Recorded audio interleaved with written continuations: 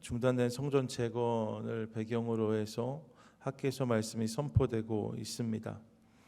말씀을 시작할 때 늘 전날 말씀을 살짝 리뷰하는데요. 특세가 쭉 연속되는 말씀이어서 그 연장선상에서 본문을 이해하는 것이 중요하기 때문에 그렇게 해가고 있습니다. 여러분 기억해 보시면 첫날 외부의 원인을 살폈어요. 이 일이 성전 재건이라는 중요한 일이 결단되었고 시작되었는데 그 일이 멈추게 되었던 이유가 외부에 있었지요.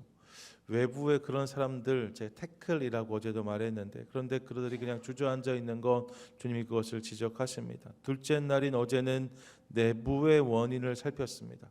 그렇게 멈춰진 것이 맞는데, 그런데 15년, 16년 동안 그러면 오직 그것만으로, 적들의 회방만으로 이 일이 중단되었느냐? 사실 그런 것은 아니었다고 했어요. 그들의 안에도 문제가 있었다 했습니다. 어떤 문제입니까? 우선순위의 문제였다고 말씀을 드렸습니다. 하나님의 집을 지어 올리는 일은 방치한 채 내 집 짓기에 열심이었던 그런 그들의 모습을 잘 볼 수 있는 단어가 판벽한 집이라고 말씀을 드렸어요. 패널드 하우스. 여러분 그렇게 지어 올린 집이요. 하나님의 집은 방치한 채 내 집은 잘 지어 오리려고 애쓰는 그들. 하지만 그런 그들의 수고와 애씀이 늘 허사였다라고 말씀을 드렸습니다. 그래서 하나님께서 성전 재건을 재개하라고 말씀하시는 거죠. 예, 여러분 우선순위가 잘 세워질 때에 그 삶 가운데 하나님이 은혜를 주십니다.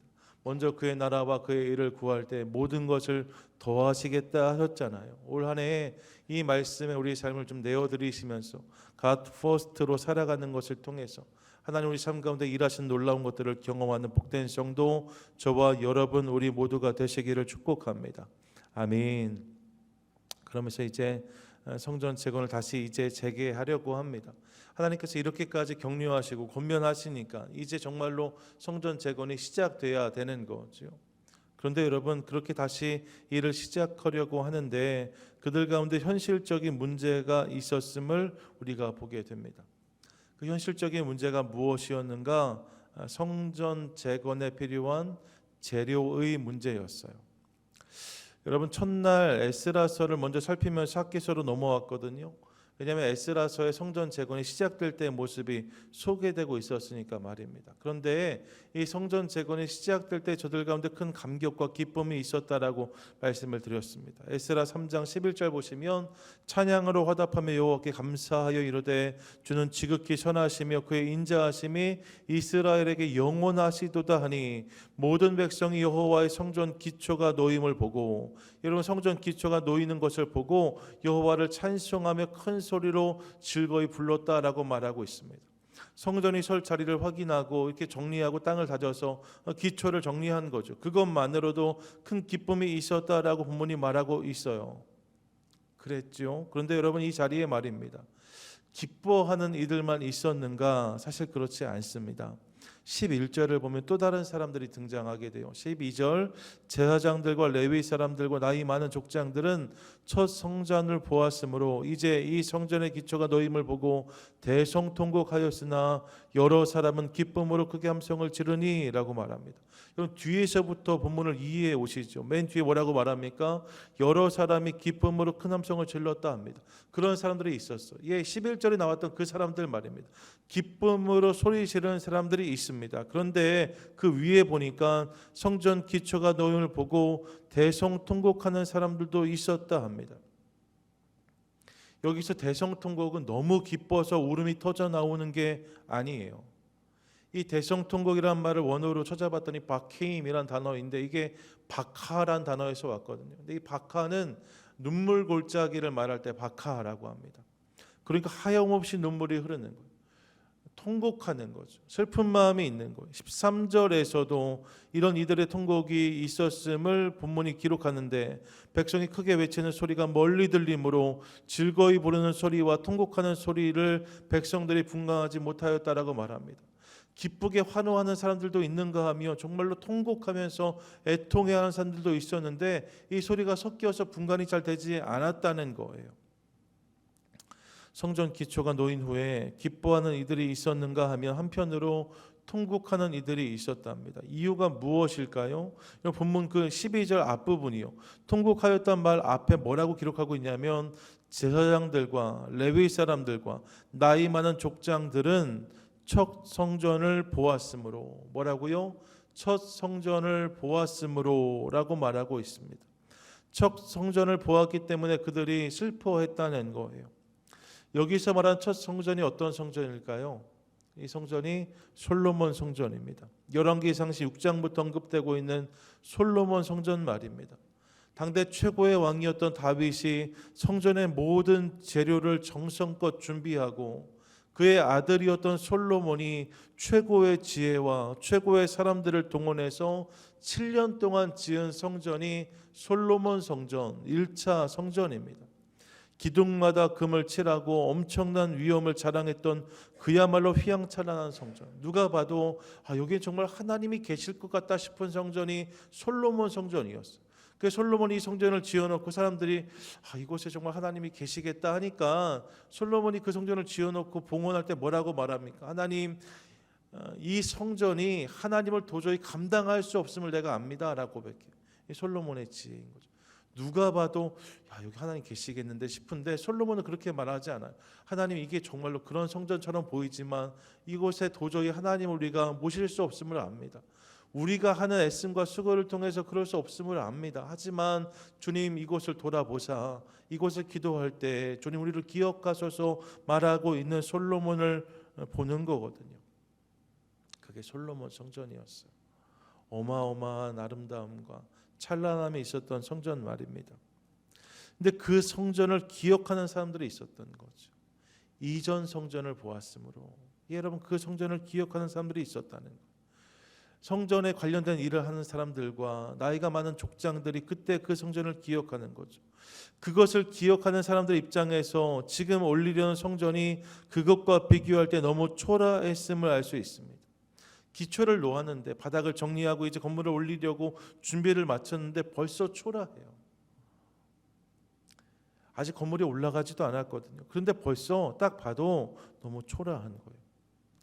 어마어마했던 솔로몬의 성전을 기억하고 있는 자들 입장에서는 과거의 영광에 비해 지금 자신들의 모습이 얼마나 초라한지가 절절히 느껴지고 있었음을 알 수 있습니다.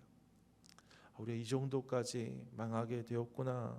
동시에 자신들의 죄로 인해 하나님의 심판을 받아 이 성전이 회파되었고 이 땅도 이토록 황폐하고 황량해졌음이 그야말로 기가 찼을 것입니다.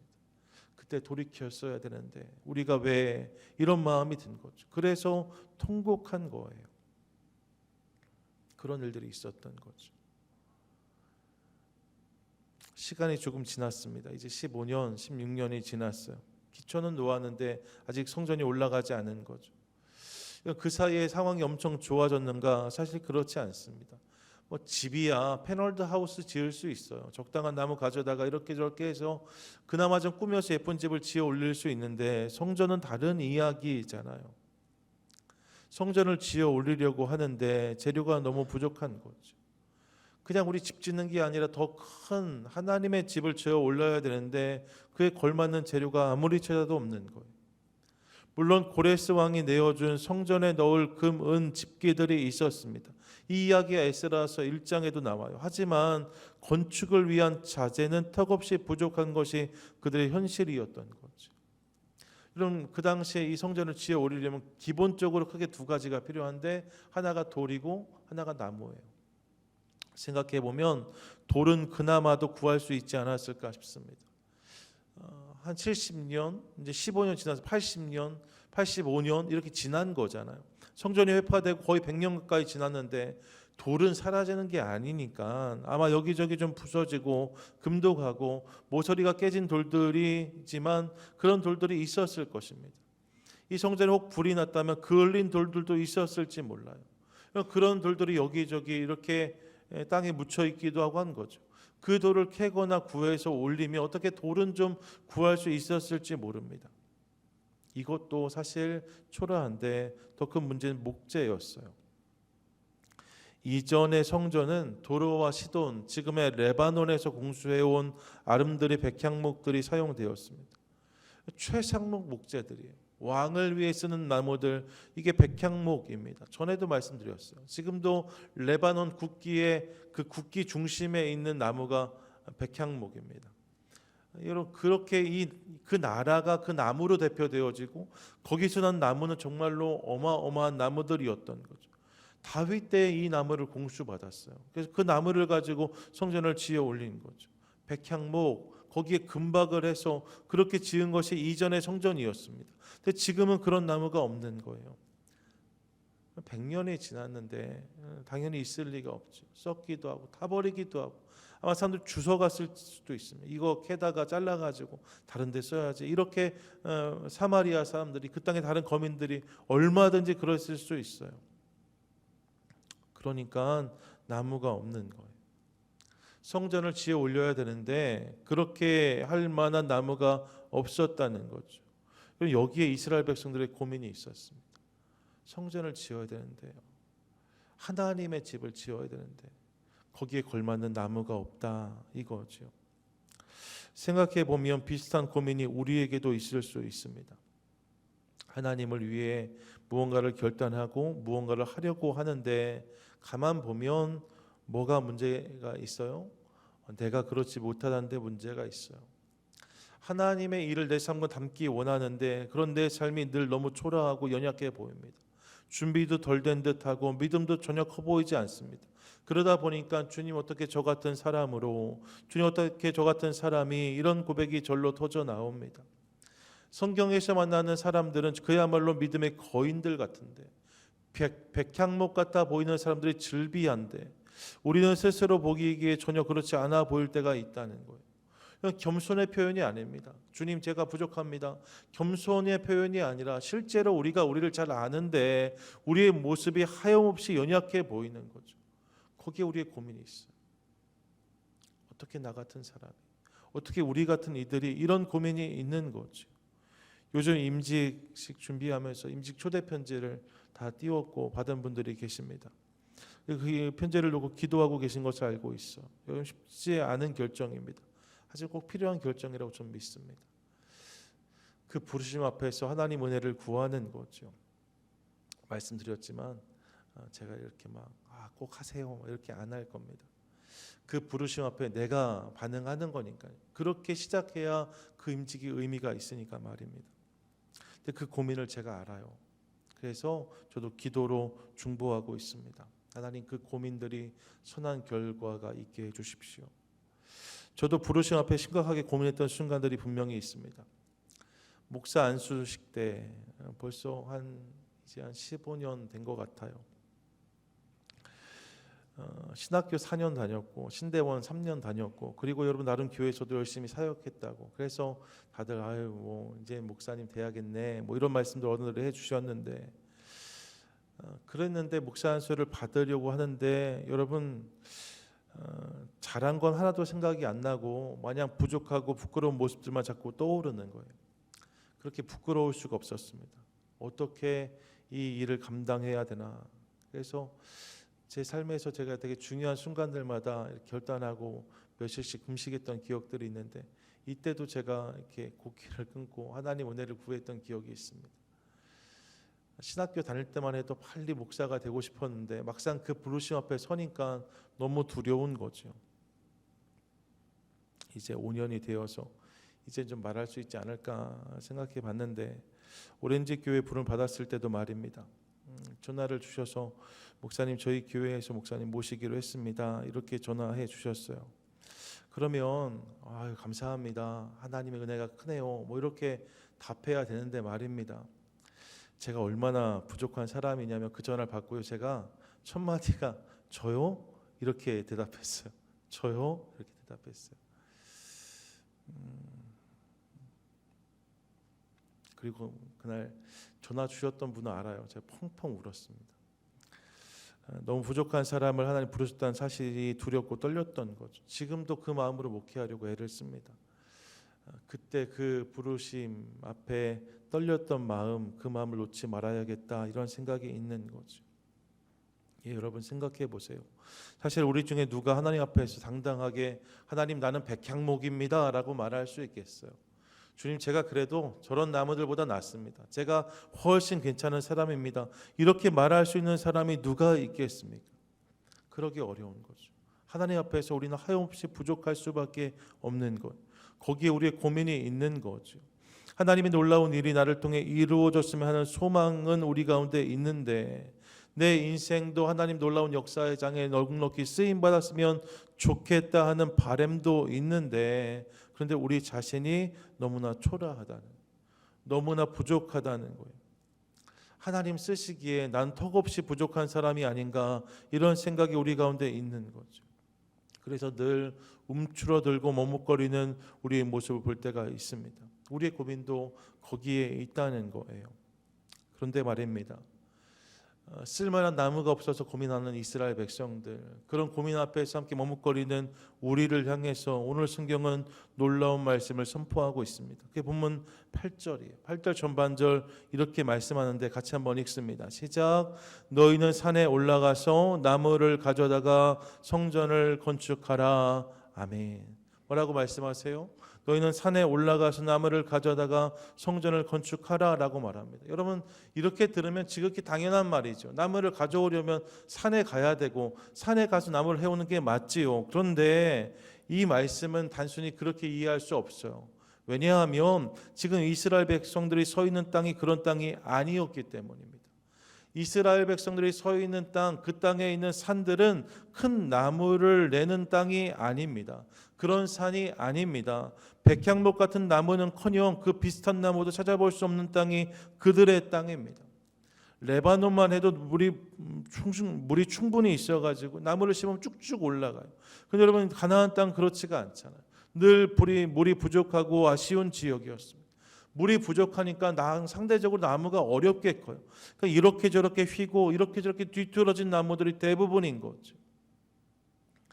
엘리야가 그 갈멜산 승리 뒤에 막 도망갈 때 말입니다. 도망가다가 로뎀나무 그늘 밑에 숨었다라고 말하는데, 그 그늘 밑에 누웠다라고 말하는데, 우리가 로뎀나무 근사한 나무라고 생각하는데 사실 그렇지 않다는 말씀 드렸잖아요. 로뎀나무 실은 쌀이나무입니다. 여러분, 가지가 얄팍해가지고요, 그늘 조그맣게 만든 나무가 로뎀나무입니다. 그런 나무에 누울 수밖에 없는 것이 이스라엘 백성들의 상황이에요. 좀 크다 해도 나무가 다 뒤틀어졌어. 감람나무, 이 무화과나무, 쭉쭉 뻗는 나무들이 아니지 않습니까? 다 뒤틀어지고 휘어지는 나무들입니다. 그런 나무들이 대부분 그 땅의 나무들이었다는, 대부분이 잡목입니다. 쓸래야 쓰기 어려운 나무들이 그 땅과 그 땅 산에 있는 나무들입니다. 하나님이 이렇게 말씀하시는 거예요. 뭐라고 말씀하십니까? 너희가 산에 가서 그 산에 있는 나무들을 가져다가 성전을 건축하라고 말씀하시는 거예요.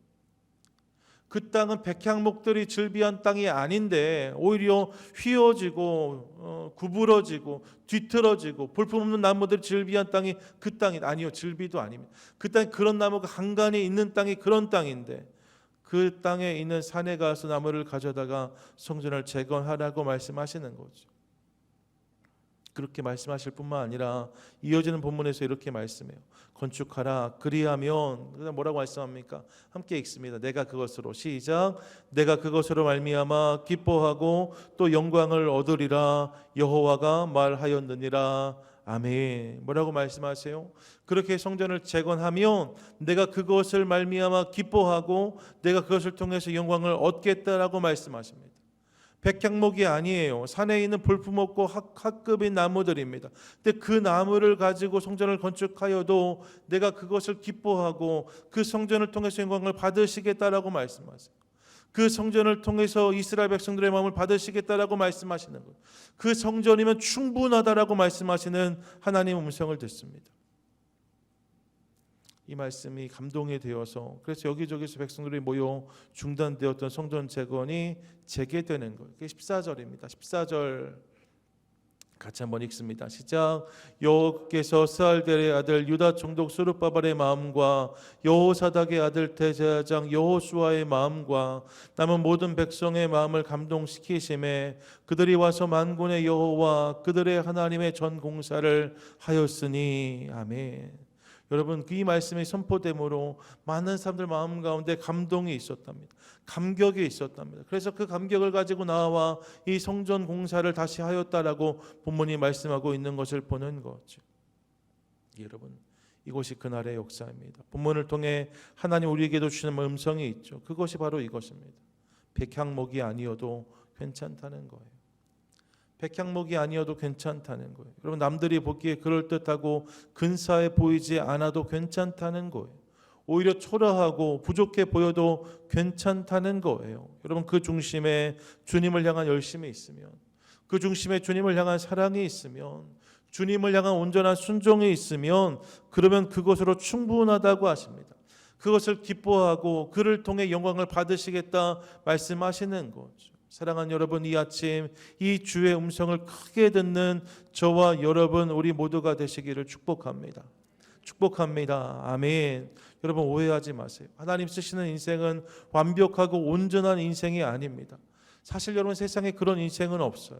내가 저 사람보다 좀 낫다고 생각하십니까? 여러분, 그렇지 않아요. 우린 다 부족하고 연약한 인생들, 세상에 정말 하나님 쓰실 만한 인생은 사실 없어요. 그런데 하나님이 그런 인생들 통해서 일하십니다. 두 랩돈 드렸던 여인의 모습을 기억합니다. 여러분, 그 두 랩돈 정말 작은 것입니다. 근데 주님을 사랑함으로 자신의 중심을 드렸던 그녀의 모습을 주님이 받으세요. 그 모습을 칭찬하십니다. 하나님께 기뻐하신다라고 말씀하십니다. 그런 하나님을 기억하자는 거죠. 아이케아에 가면, 아이케아에 딱 들어가시면 그 입구에 늘 뭐가 있어요? 이렇게 계산대 있고, 그 옆에 안 가보셨군요. 아이케아에 가면 그 옆에 뭐가 있냐면 에즈이즈가 있어요. 에즈이즈. 에즈이즈는 그냥 있는 그대로 파는 물건들 모아놓은 데예요. 부서지고 사람들 떼타고 DP에 놓아서 사람들이 막 이렇게 보고 전시물로 보니까 때도 많이 타고 여기저기 흠도 간 물건들 말입니다. 그거 모아놓은 데입니다. 아이케아도 요즘에 만만치 않아요. 저도 가본 지 한참 됐는데 전에 기억해 보면 뭐 유학생 생활이 뻔하니까요. 아이케아 가면 다른 이렇게 전체에서 뭘 살 것을 엄두도 못 내고들 그 에즈이즈에 가서 적당히 흠난 건데 티가 안 날 만한 것들, 이렇게 소파를 놓는다 하면 이렇게 벽에 붙이면 이쪽엔 좀 흠이 있어도 안 보이잖아요. 뭐 그런 것들 찾아서 사왔던 기억이 있습니다. 그렇게 에즈이즈를 이렇게 뒤지다가 누구하고 이렇게 눈이 마주치면 좀 멋쓰게 했던 그런 기억이 있어요. 이렇게 뭘 이렇게 새 거를 딱 사지 못하고 이렇게 좀 흠난 거를 찾고 있는 제 모습이 스스로 좀 초라한 거죠. 그래서 누가 이렇게 쳐다보면 다 그거 사러 온 사람들인데도 혼자 멋스게 했던 기억이 지금도 있습니다. 이게 에즈이즈예요. 흠나고 부족한 것들 모아놓은 데 말입니다. 우리는 브랜드 뉴를 좋아합니다. 박스 딱 뜯어서 새 거 좋아합니다. 하지만 여러분, 오늘 본문을 통해서 하나님은 이 에즈이즈에서 당신의 사람들을 찾으시는구나 이 생각을 했습니다. 에즈이즈, as you are, 있는 모습 그대로.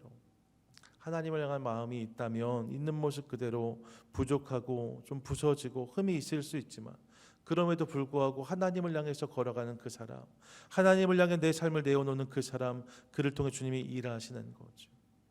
그럼 브랜뉴가 아니어도 괜찮습니다. as is예요. as you are요.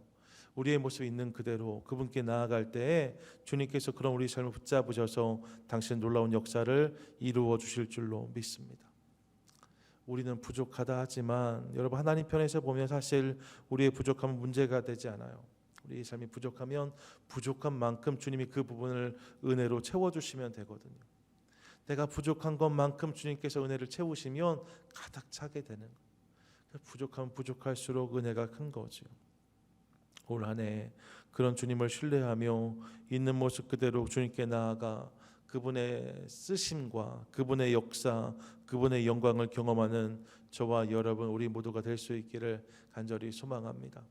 여러분, 백향목이 아니지만 주님께서 나를 통해 일하신다 하시니까 우리를 통해서 일하시겠다 말씀하시니 이 사실을 기억하며 하나님 은혜를 구하고 그분을 사랑함으로 날마다 그분께 가까이 나아가는 저와 여러분 우리 모두가 되시기를 주님의 이름으로 간절히 축원드립니다. 아멘.